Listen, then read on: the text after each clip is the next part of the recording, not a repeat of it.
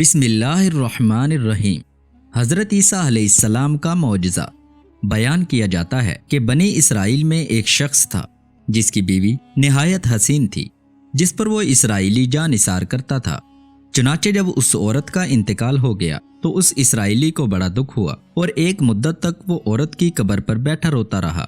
اتفاقاً حضرت عیسیٰ علیہ السلام کا وہاں سے گزر ہوا تو انہوں نے اس اسرائیلی کو پریشان حال دیکھ کر اس کا سبب معلوم کیا۔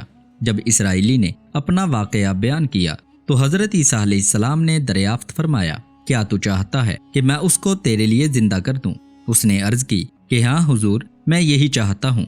چنانچہ حضرت عیسیٰ علیہ السلام نے اس قبر کے مردہ کو آواز دی تو قبر سے ایک حبشی غلام، جس کے ناک کے نتنوں، آنکھوں اور جسم کے دوسرے سوراخوں سے آگ کی لپٹیں اٹھ رہی تھیں، حضرت عیسیٰ علیہ السلام کو دیکھتے ہی غلام نے کلمہ پڑھا، لا الہ الا اللہ عیسیٰ روح اللہ۔ اسرائیلی نے یہ دیکھ کر عرض کیا، حضور مجھ سے غلطی ہو گئی، میری بیوی کی قبر تو دوسری ہے۔ یہ سن کر حضرت عیسیٰ علیہ السلام نے حبشی کو حکم دیا کہ تم اپنی قبر میں واپس ہو جاؤ۔ چنانچہ وہ مردہ ہو کر گر گیا اور اس کی قبر کو مٹی سے چھپا دیا گیا۔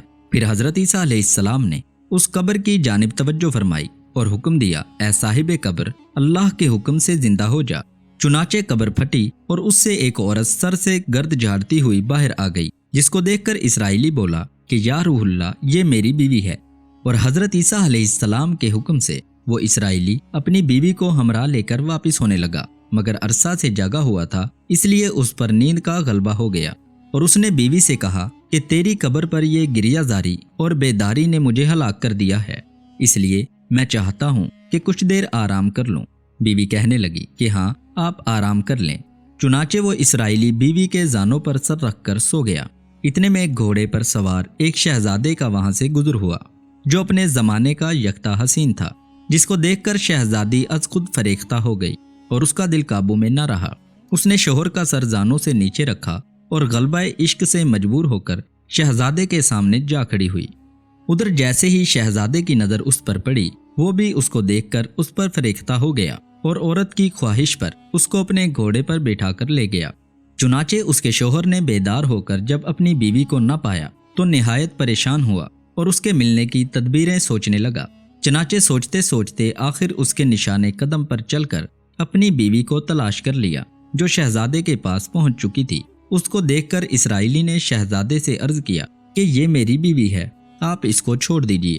ابھی شہزادہ کچھ کہنے بھی نہ پایا تھا کہ وہ عورت کہنے لگی، میں تیری بیوی نہیں بلکہ شہزادے کی لونڈی ہوں۔ یہ سن کر شہزادے نے اسرائیلی سے کہا، کیا مجھ سے میری لونڈی کو لینا چاہتا ہے؟ اس نے کہا، خدا کی قسم، یہ میری بیوی ہے، جس کو میرے سردار حضرت عیسیٰ علیہ السلام نے مرنے کے بعد میرے لیے زندہ کیا ہے۔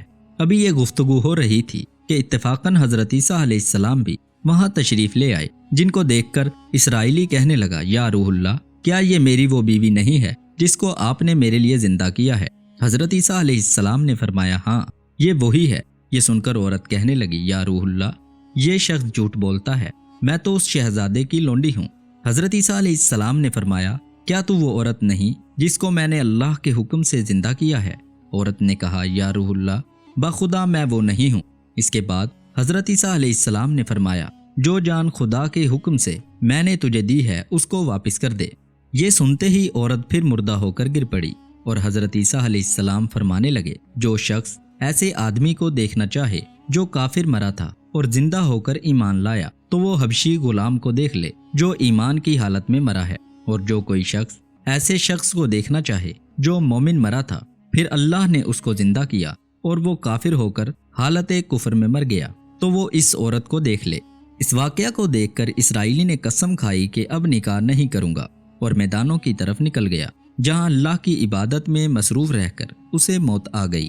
اللہ تعالیٰ اس پر رحم فرمائے، آمین۔ نبی اور رسول کے اقرار و انکار کا نتیجہ اس حکایت سے ظاہر ہوتا ہے اور سبق ملتا ہے کہ کامیابی اپنے نبی کی اطاعت اور محبت سے ہی مل سکتی ہے۔ چنانچہ ہمیں بھی چاہیے کہ ہر حال میں اپنے نبی کی اطاعت کو سامنے رکھیں، چاہے دل مانے یا نہ مانے، لیکن نبی کریم صلی اللہ علیہ وآلہ وسلم کی طریقوں کو لازمی اپنایا جائے۔ اللہ تعالیٰ اس واقعہ سے سبق حاصل کر کے عمل کرنے کی توفیق عطا فرمائے، آمین۔ ویڈیو پسند آئی ہو تو لائک اور شیئر ضرور کریں اور مزید اسلامی واقعات کو سننے کے لیے چینل کو سبسکرائب کریں اور ساتھ والے بیل کے آئیکن پر کلک کریں تاکہ آپ کو ہر آنے والی نئی ویڈیو کی نوٹیفیکیشن مل سکے۔ اللہ حافظ۔